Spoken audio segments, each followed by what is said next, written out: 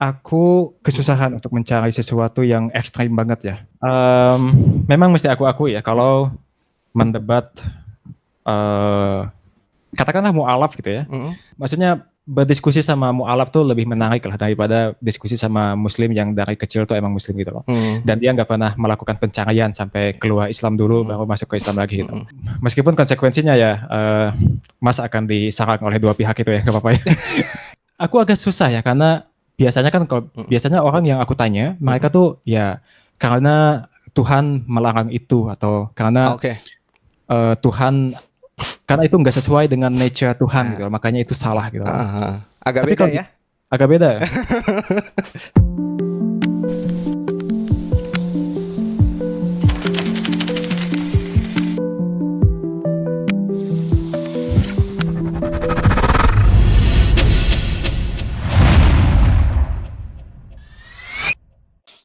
Oke Mas, Ah, ini aku satu topik terakhir aja karena Oke. ini juga setengah satu nggak kerasa ya udah 2 jam Oh ternyata kita. iya, 2 jam. Iya, 2 jam loh, kita kan Luar tadi biasa. 10:30 loh. Oh iya ya.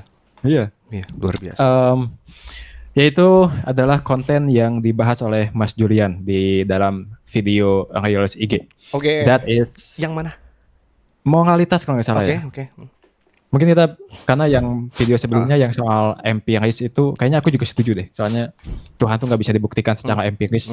Ya, So, ya moralitas. oke. Jadi bagaimana nih? Mungkin pertanyaan aku adalah, mungkin aku akan mulai dengan bertanya, Oke. apakah kita butuh Tuhan untuk mendasarkan moralitas yang objektif?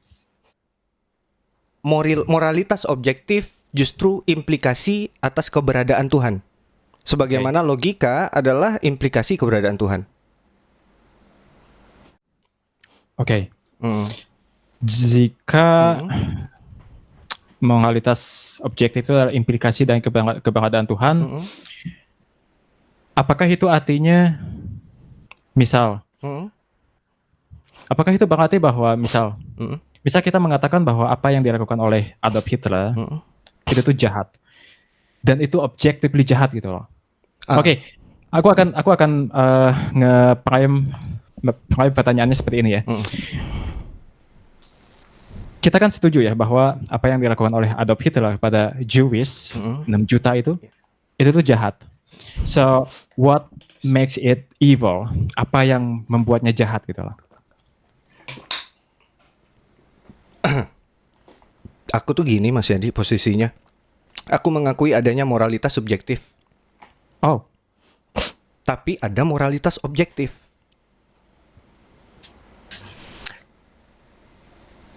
that's Gini, moralitas subjektif itu muncul dari konsensus seperti ganja di US legal, di Indonesia enggak. Beda. Tentang Hitler tadi, eh, mungkin ada yang membela Hitler. Baguslah tuh, dibantai tuh. Berarti kan nggak kesepakatan tuh, ya kan? Kalau nggak sepakat berarti nggak ada landasan universal dong, nggak objektif dong. Nah, sementara yang kusebut moralitas objektif tadi adalah konsep dasar yang meskipun wahyu tidak turun, kita akan menyadari itu. Seperti Imam Maturidi bilang, kalau kalau wahyu tidak turun, Al-Quran tidak turun, Nabi tidak turun, tetap kita berkewajiban meyakini Tuhan itu ada. Karena dari mana datangnya semua ini tanpa ada pencipta yang menyebabkan tapi tidak disebabkan apapun, nah, kayak gitu. Jadi iman itu kewajiban akal meskipun wahyu tidak turun. Itu dalam konsep Maturidi. Nah, moralitas objektif tadi yang kuyakini contohnya ya mungkin nggak banyak. Contoh misalnya, kalau subjektif kan bisa berubah dari zaman, dari kesepakatan bersama. Contoh kayak ganja tadi aja udah beda hukumnya di Indonesia sama di US. Tapi pertanyaanku, di masa mana, di daerah mana pembunuhan bayi dibenarkan? Meskipun Fir'aun memerintahkan itu, pasti kita mengakui itu salah. Di masa mana, di daerah mana pemerkosaan dibenarkan? oke. Kalau tidak bisa kita nyatakan pemerkosaan bisa dibenarkan, berarti kita punya standar universal Ya. menyatakan itu salah gitu. Berarti itu moralitas objektif gitu loh, Ya. Mas Yadi. So, oke, good. Ayo kita ambil contohnya bukan yang ada ruang subjektivitas di sana, Iya, tapi mari kita ambil contoh yang betul-betul, aku pikir nggak ada ruang di sini Oke. ya. Memperkosa bayi sampai meninggal, Oke, itu jahat banget. jahat kan? banget. Dan aku pikir nggak bakal ada satu budaya pun Yes. di mana akan memandang kalau itu tuh, oh mungkin itu baik. Kita tahu bahwa memperkosa bayi sampai meninggal itu tuh evil, Yes. objectively evil gitu. Betul. But what makes it evil? Apa yang membuatnya itu jahat? Sebenarnya itu justru pertanyaannya harus kuajukan ke yang tidak mempercayai konsep transenden loh. Oke, good. Justru itu pertanyaanku harusnya. Ya, but- Kok Mas Yadi malah tanyain ke aku? Aku nggak tahu lah, karena memang itu kejahatan. Secara setupnya, default setting kita menganggap itu kejahatan. Ruh tadi yang tertanam. Makanya momen Adam tadi dia bisa membedakan benar dan salah. Aktivasi misi, turunlah. Silakan.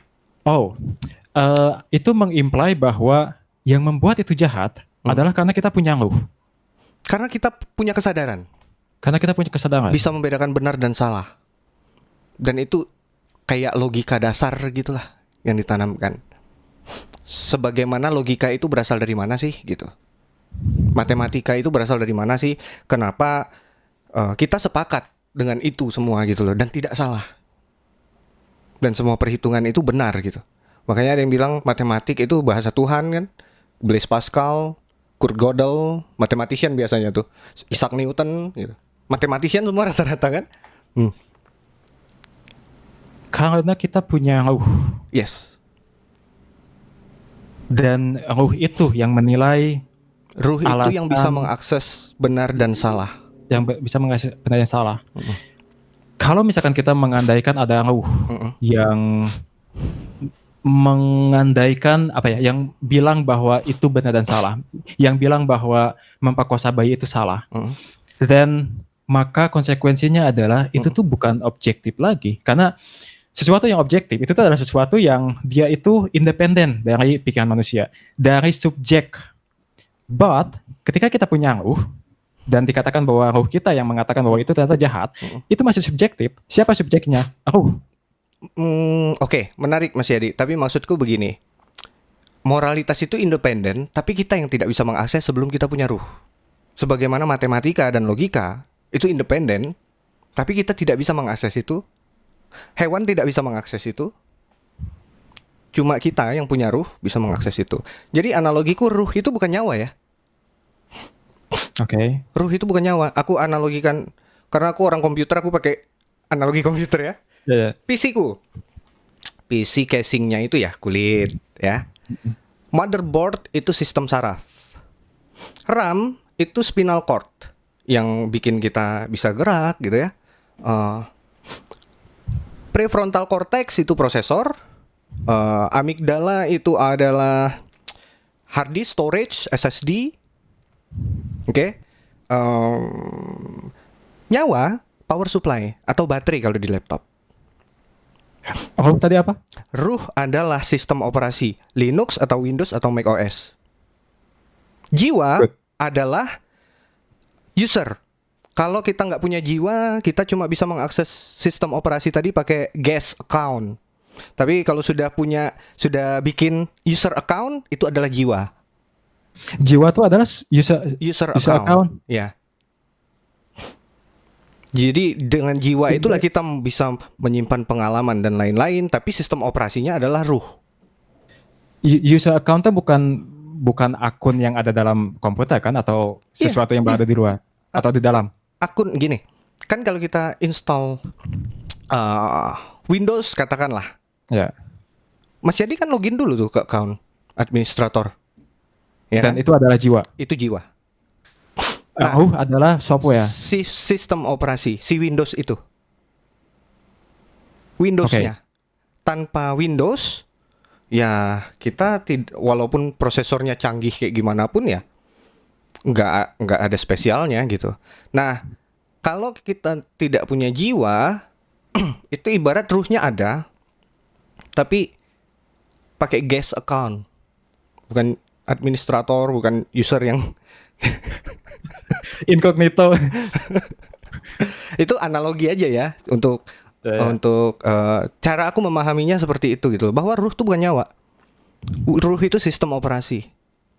Nah, ketika kita kan ada anggapan bahwa kita nggak punya free will karena ada penelitian secara neuroscience, Ya. ada impuls listrik dulu tuh, baru kita berkeputusan. Ya. Iya nggak? Ya. Itu menurutku itu kita harus membedakan mana cara kerja hardware dengan software sih. Jadi ketika aku main game, itu watt di GPU tuh meningkat gitu loh. Wattnya itu meningkat di VGA itu. Arus listrik meningkat di situ. Tapi bukan berarti game itu disebabkan oleh arus listrik, itu penunjang. Kesadaran itu juga hardware. Hardware kita otak. Memang kalau argumennya kesadaran mah bisa rusak kalau seandainya otak kita rusak, kena tumor segala macam, kesadaran jadi rusak, jadi error. Ya sama aja. Aku bisa main game ini sekarang, tapi kalau seandainya hardwareku ada kerusakan, mungkin aku nggak bisa booting komputernya, nggak bisa hidup. Aku agak susah untuk masuk ke analogi itu, tapi aku akan tanya kayak gini ya. Kesadaran, consciousness. Kita nggak usah hitung jiwa dulu ya, kita hitung kesadaran aja dulu. Ya. Mas setuju nggak kalau roh yang tadi itu disebutnya sebagai consciousness? Yes. Oh oke, good. Aku adalah seorang determinis. Dalam arti aku bukan seorang yang percaya sama kehendak bebas. Oke. Nggak percaya. Oke, berarti tadi aku berargumen itu menyerang Mas Yadi. Aku ada hal yang mengganjal. Misal gini lah, yang kita anggap consciousness. Aku pikir consciousness itu ada sesuatu yang betul-betul nggak bebas. Oke. Kayak misalkan tadi 2 jam yang tadi ya. Tiba-tiba, jadi dalam determinis itu kayak event disebabkan oleh event sebelumnya, disebabkan lagi oleh event sebelumnya, disebabkan oleh dan seterusnya ya, disebabkan oleh event sebelumnya. Kalau misalkan begitu deterministik, kalau misalkan udah begitu ditentukan, then there would be no free will for us. Yes, okay. Ya. Sama seperti kesadaran. Kayak misalkan, kenapa Mas tadi menerima untuk tampil di channel saya? Kenapa Mas menginginkan itu? Well, that is because disebabkan oleh event sebelumnya. Dan yang mana itu tuh, aku pikir nggak ada ruang kehendak bebas di sana ya. So, ada argumen yang bagus, bukan argumennya, tapi lebih kepada quote yang bagus dari Schopenhauer. Schopenhauer tuh pernah ngomong kayak, orang itu tuh bisa mengendalikan apa yang dia mau, tapi dia tidak bisa mengendalikan apa yang dia kehendaki. Kayak misalkan, aku mau makan bakso nih. Apakah aku bebas untuk beli bakso? Itu bebas, bisa. Aku bisa melakukan apapun yang aku mau. Tapi aku tidak bisa menghendaki apa yang aku kehendaki. Aku bisa makan bakso, aku bisa memilih untuk membeli bakso, tapi aku nggak bisa memilih kenapa tiba-tiba pikiran bakso itu tuh muncul. Oke. Salah satu argumen aku untuk membantah kehendak bebas itu tuh secara filosofis ya, karena secara saintifik bisa sih, tapi aku nggak bakal keluarkan. Secara filosofis mungkin itu, ketika kita menginginkan sesuatu, keinginan kita itu tuh nggak dipilihkan untuk kita loh. Kayak misalnya gini Mas, pikirkan satu kota. Satu apa? Satu kota. Satu kota. Ya. Oke. Sebutin. Padang.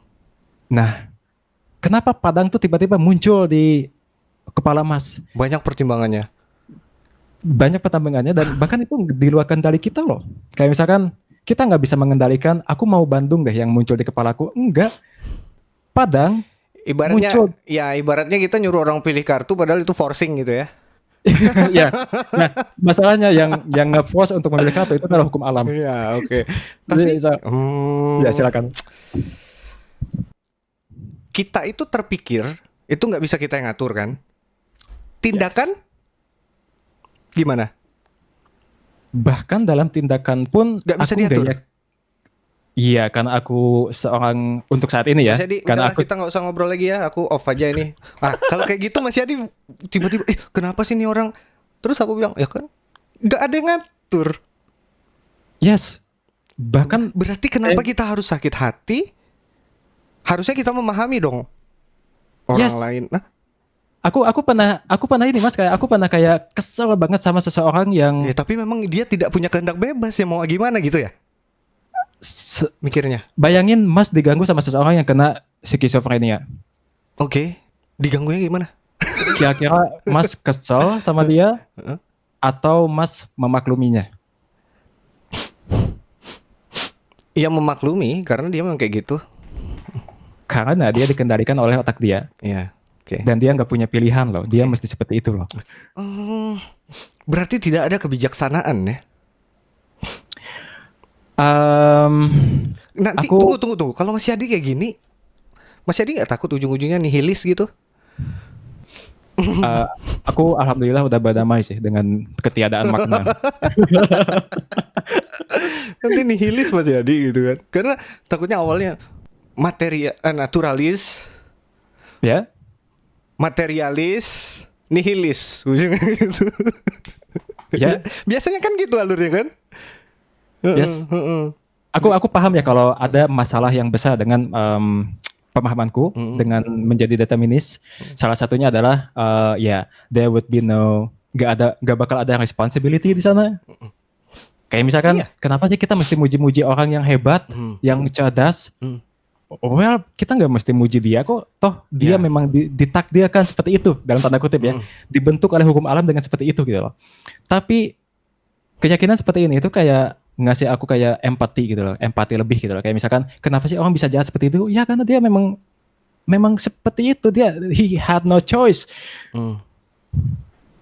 Padahal itu sendiri sudah membuktikan kehendak bebas dari pemikiran Mas Yadi sendiri. Good. But what I had is Oke. Oh iya, Aku punya argumen bagus nih. Oke. Untuk ini ya. Mas Yadi. Baru kepikiran aku ya. Papa ada niat mau masak mie. Bentar Mas Yadi, aku balas dulu ya. Ya. Boleh Ma, tapi nanti ya. Boleh Ma, tapi nanti ya. Dikit lagi. Biasa istri manja. Kalau dulu aku terus yang dirawat gitu kan. Sekarang gantian. Oke. Jadi Mas Yadi tahu efek nikotin sehebat apa? Aku nggak terlalu familiar dengan itu. Nggak pernah ngerokok ya Mas Yadi ya? Alhamdulillah perokok aku. Perokok aku. Merokok. Oke. Merokok. Nikotin itu candu nggak? Nggak terlalu. Nggak terlalu candu? Nggak. Oke. Mas Yadi, nikotin itu dia menstimulan 3 hormon tuh. Epinefrin itu adrenalin yang bikin kita semangat, endorfin yang bikin kita tenang, dopamin yang bikin kita happy tuh. Ya. Jadi kalau kita nggak masuk nikotinnya, nggak tenang, nggak senang, nggak semangat.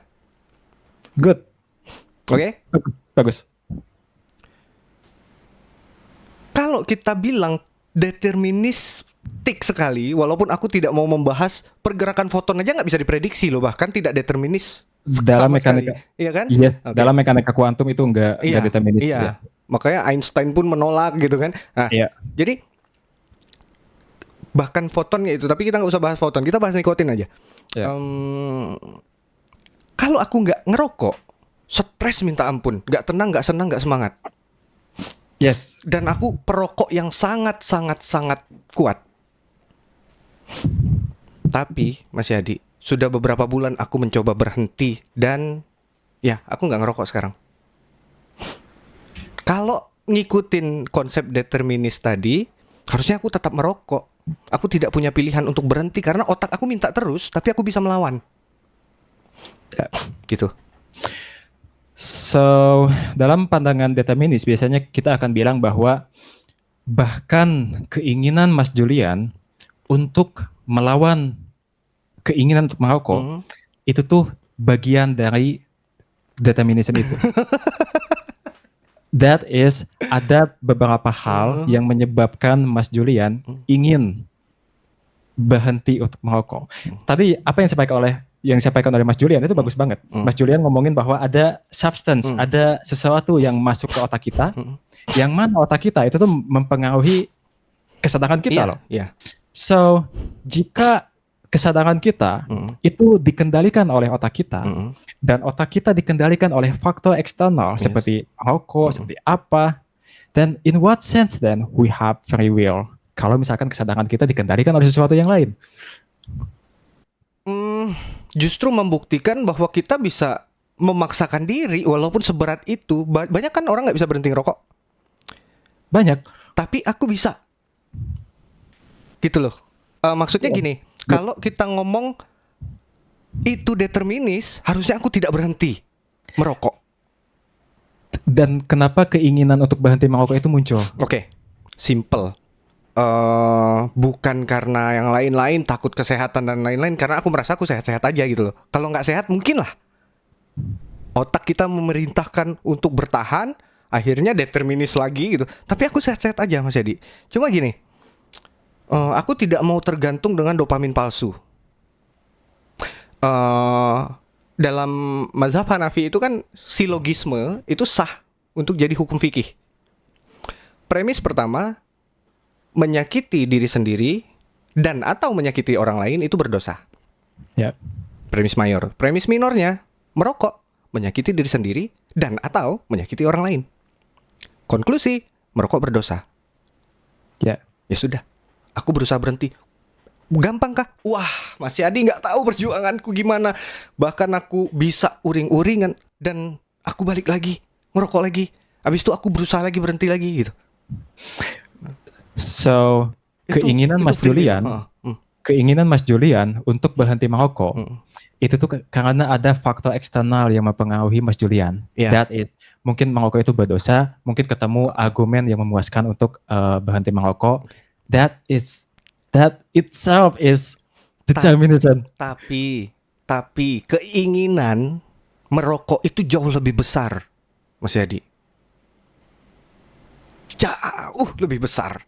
Dan aku berusaha memerangi itu. Hampir tidak sanggup. Tapi bukti bahwa aku punya free will, punya kehendak bebas. Justru ketika aku tidak berhasil, mungkin akan membuktikan tidak ada free will gitu loh. Ini persis apa yang dibahas oleh Sam Harris dalam buku pendeknya Free Will ya. Cuman bedanya Sam Harris itu menganalogikan seseorang yang pengen pergi ke gym. Dia pengen pergi ke gym, tapi dia kayak males banget, yang betul-betul males banget pergi ke gym gitu loh. Tapi pada suatu saat dia itu akhirnya pergi ke gym, melawan kemalasannya itu gitu loh. So the question is, kenapa dia berhasil di waktu tertentu, tapi gagal di waktu yang lain? Itu bukan pilihan kita loh. Kita masih berbeda di sini. Tapi ini seru Mas. Ini seru. Justru menurutku itu justru memperkuat argumenku Mas Yadi. Maksudnya gini, berapa banyak orang yang benar-benar kepengen banget berhenti merokok, tapi nggak berhasil. Di satu sisi, ada yang kepengen berhenti merokok, berusaha mati-matian dan ujung-ujungnya berhasil. Itu dua output yang berbeda loh, dari keinginan yang sama. Sama-sama ingin berhenti, tapi satu berhasil, satu enggak gitu. Dan yang pengen ke gym tadi, berapa banyak yang akhirnya tidak pernah nge-gym? Yes. Jadi yang aku tangkap, argumen Mas Julian itu tuh mendasarkan pada keinginan yang muncul kan. Keinginan yang muncul itu tidak mempengaruhi pilihan kita, keputusan kita, perbuatan kita. Ya, dan dalam pandangan determinis ya, seperti yang aku tadi ceritain, bahkan keinginan itu pun itu tuh muncul dari faktor yang lain. Aku ada ini udah banyak kisahnya ya, dan aku pikir ini kisah betul-betul terjadi gitu loh. Misal dari Ryu Hasan misalkan, dia seorang neuroscientist. Aku tahu dia menyebalkan ya, but ada niat ngundang? Ada niat mengundang? Ada, tapi enggak ke ini ya DM-nya. Tapi please stay with me because karena dia tuh kayak ngasih argumen yang bagus. Dia menceritakan seorang mahasiswi yang dulu tuh pintar banget waktu dia high school. Pintar banget ya, sampai ketika dia high school pun itu tuh dia udah mulai dikasih beasiswa karena kecerdasan dia gitu loh. Sampai akhirnya dia keterima kuliah, dan di kuliah dia itu apa ya, tiba-tiba berubah menjadi anak yang suka mabuk-mabukan, suka pesta-pesta gitu. Padahal awalnya dia sangat akademis ya, sangat pintar banget gitu loh. Tapi waktu kuliah dia berubah. Oke. Nah, ada sesuatu yang kita mesti telusuri, mengapa ya dia berubah gitu loh. Ternyata para neuroscientist di sana itu tuh kayak membedah otaknya. Dan ditemukan di otaknya itu tuh ada semacam tumor segede kacang hijau. Yang setelah diangkat tumornya, dia itu tiba-tiba kembali menjadi orang yang baik, kembali menjadi seseorang yang kayak berubah akademis lagi gitu loh, pintar lagi, dan meninggalkan kebiasaan mabuk-mabukannya. Ini bukan cuma satu kisah loh mas, ini ada banyak kisah yang seperti ini. Bagus. Bahkan Hawking bilang, Hawking dalam The Grand Design, dia menceritakan seorang dokter bedah yang otaknya tuh kayak otak dimainin di sini misalkan, tiba-tiba pengen ngangkat tangan, dimainin di sini tiba-tiba gatal. Jadi perasaan gatal, perasaan ingin mengangkat tangan itu betul-betul sumbernya dari sini loh. So, dan ya selain Hawking, selain Rayu Hasan, ada beberapa hal lagi yang menunjukkan bahwa kita tuh betul-betul dikendalikan oleh otak. Dan otak kita itu tuh nggak kita kendalikan. So, kalau misalkan kita mendasarkan argumen kita pada aku ingin berhenti merokok loh. Yes, but keinginan untuk berhenti merokok itu pun itu tuh bukan pilihan Mas Julian loh. So, ya. Oke. Ini kalau tadi analoginya otak tadi ya. Menurutku ya memang kita ini ada kesinambungan antara hardware dan si softwarenya tadi. Sama halnya ketika balik lagi analogiku ketika ada gangguan di GPU ku, gameku bisa patah-patah gitu. Jadi mungkin karena dia tumor, jadi ada gangguan di situ di sikap dia, tidak benar-benar clear. Ya itu masalah problem di hardware, tapi bukan berarti hardware itu satu-satunya gitu loh penjelasan. Ada si software yang mungkin kita nggak bisa jangkau itu secara empiris, gitu kan? Nah itu satu. Kedua, menurut psikologi, dulu kan psikologi dianggap pseudoscience. Kayaknya sekarang pun sama deh, ada beberapa yang kayak gitu. Iya ya, masih ada ya, Ada, itu pseudoscience ya. Nah menurut psikologi, soalnya aku mentalis gitu loh, gimana aku menolak itu pseudoscience. Menurut psikologi sifat manusia itu dipengaruhi faktor kayak pertama genetik, kedua lingkungan, didikan, ketiga informasi yang dia terima, buku yang dia baca, tontonan yang dia tonton gitu. Itu yang membentuk karakter dia jadi seperti apa. Kalau menurutku itu bukan membentuk dia mengarahkan dia ke determinisme gitu loh, tapi lebih ke menjadi input baru untuk dia mempertimbangkan dan menilai dan berbuat sesuai dengan kebijaksanaan dia. Kalau menurutku sih gitu. Dan aku mungkin tetap beda ya. Aku nggak setuju sama Mas Yadi bahwa free will itu tidak ada gitu. Tapi ya kalau memang tidak bisa dipaksakan, berarti kita harus agree to disagree lah. Iya. Ya ini menarik ya, karena aku juga tahu konsekuensi pandangan aku tuh kayak gimana, dan aku menyadari bahkan beberapa kontradiksi dalam diriku ya, karena aku mengambil posisi determinism. Tapi sebelum move on, aku pengen satu aja pertanyaan. Kalau misalkan Mas Julian tinggal di kondisi yang berbeda, di lingkungan yang berbeda, di lingkungan yang betul-betul berbeda banget dari kondisi Mas Julian sekarang, apakah keinginan untuk berhenti merokok itu masih muncul enggak? Bisa jadi. Oke, good, bisa jadi ya. Tapi ada nggak satu dunia, satu dunia nggak berhenti? Ada. Satu dunia mungkin di mana lingkungan itu betul-betul membuat Mas Julian tidak ingin berhenti untuk merokok. Mungkin bukan lingkungannya, karena aku tidak pernah merasa keputusanku terpengaruh oleh lingkungan. Walaupun kayak tadi silogismenya Imam Abu Hanifah tetap aja itu mempengaruhi, itu bagian dari lingkungan gitu ya, bisa aja kan. Cuma maksudnya kalau aku menolak itu ya aku tolak gitu loh. Jadi kalau menurutku logis, make sense, aku terima gitu. Bahkan jadi aku berusaha pragmatis gitu loh. Termasuk di makanan aku pragmatis, nasi ku kurangin gitu. Takut diabetes. Ya mungkin balik lagi tetap aja bisa membela determinis kan itu kan. Gitu kan. Tetap aja gitu. Cuma maksudku gini. Menurutku ya, aku benar-benar menolak adanya determinisme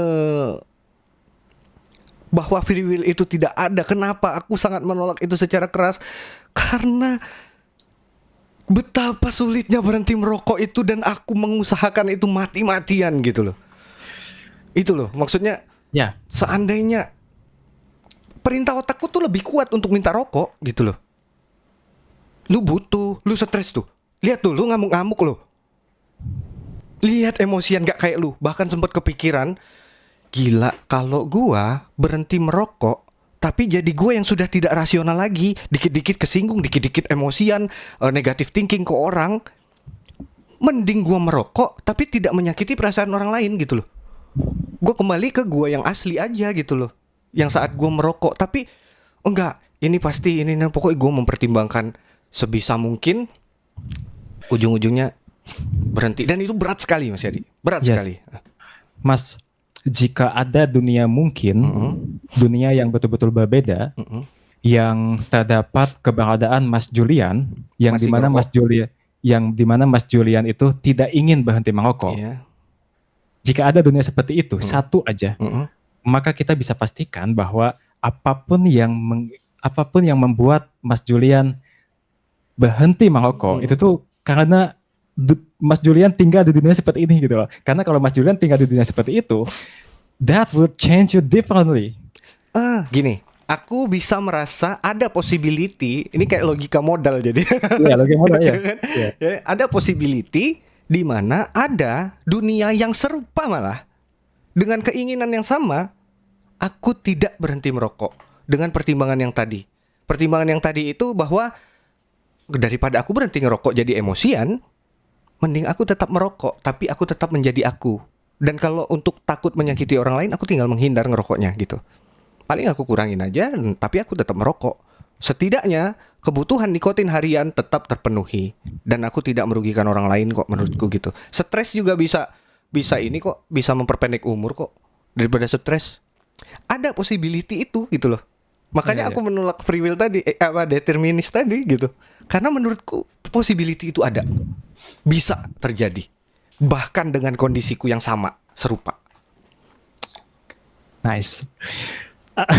Sebetulnya tadi kita lagi ngomongin moralitas ya, tapi tiba-tiba Iya. ngajak ke pengadilan. Aku sebetulnya tadi ada tujuannya sih. Jadi tadi kan soalnya Mas menjawab bahwa yang membuat kita mengatakan bayi diperkosa itu salah karena kita punya kesadaran gitu loh. Iya. Dan aku mencoba untuk meng-undermine kesadaran itu gitu loh. Iya. But yes, oke. Oke. Balik lagi ke moralitas. Aku agak susah ya karena biasanya kan kalau biasanya orang yang aku tanya, mereka tuh ya karena Tuhan melarang itu atau karena Oke. Tuhan karena itu nggak sesuai dengan nature Tuhan gitu, makanya itu salah gitu. Agak Tapi beda kalau- ya. Agak beda ya? Seru kan kita ngobrol makanya. Makanya aku bilang kita harus mengenal Mas Yadi gitu. Oke, ada inilah, ada beberapa pandangan ateistik yang dia itu menganut dualisme.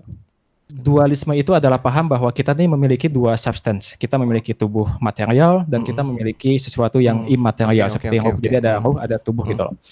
Nah, ada beberapa ateis yang dia itu dualism. Seperti misalkan Emerson Crane, dia seorang YouTuber yang mungkin kalau aku nggak salah ada Michael Himo juga. So that doesn't matter ya. Tapi ada beberapa kalangan ateis yang dia menerima bahwa kita punya kesadaran yang imaterial, tetapi mereka tuh nggak membutuhkan Tuhan di sana.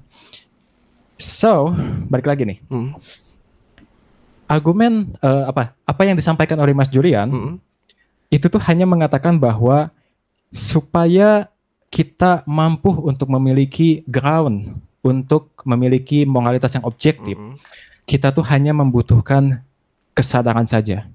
Dan kita nggak membutuhkan Tuhan di sana. Iya nggak? Mungkin kayak gini ya aku ngelihatnya. Kita tuh kadang memandang hal yang sama. tapi punya Ya. kesimpulan yang berbeda gitu. Ya, Setuju ya Mas Yadi ya? setuju. Nah, kayak kemarin yang waktu Mas Yadi bilang kalau berarti logika nggak butuh ground Tuhan gitu kan? Ya. Makanya aku bilang mungkin kita nggak sepakat di situ gitu kan? Gue bilang gitu kan? Karena menurutku gini, logika butuh ground Tuhan, justru itu implikasi keberadaan dia. Karena gini, menurut Imam Maturidi, yang mustahil itu tidak mungkin eksis. Yang mustahil itu tidak mungkin eksis. Segitiga yang bulat, Ya. garis lurus yang bengkok, Ya. itu kan, lingkaran yang memiliki sudut, gitu. Itu tidak Bujang mungkin yang eksis. menikah. Ya, bujang yang menikah ya, bujangan kok menikah itu kan nggak jadi Iya. bujangan lagi gitu kan, ya kan. Termasuk lah kayak omnipotence paradox, pertanyaan Termasuk tentang, penurunan Gibran itu kayaknya logically impossible. Itu kayaknya impossible ya secara logis ya. itu bukan improbable ya, itu impossible ya. Itu Aku impossible nggak tahu lagi. ini, itu improbable apa impossible? Impossible ya. Oh iya, Impossible oke, kayaknya. oke. Mungkin kita sepakat di situ. Mungkin. Oke. Satirenya menarik sekali. Oke. Jadi apa? Kayak omnipotence paradox pun sebenarnya itu pertanyaan yang mustahil gitu loh. Kayak bisakah Tuhan menciptakan batu yang begitu berat, saking beratnya tidak bisa diangkat? Satu. Bisa aku karang lagi kok yang lain. Bisakah Tuhan menciptakan penjara yang sangat ketat sampai-sampai Tuhan pun nggak bisa kabur gitu kan? Bisa aja Iya. kan? Ya. Terus apa lagi? Bisakah Tuhan menciptakan Tuhan lain? Itu semuanya mustahil.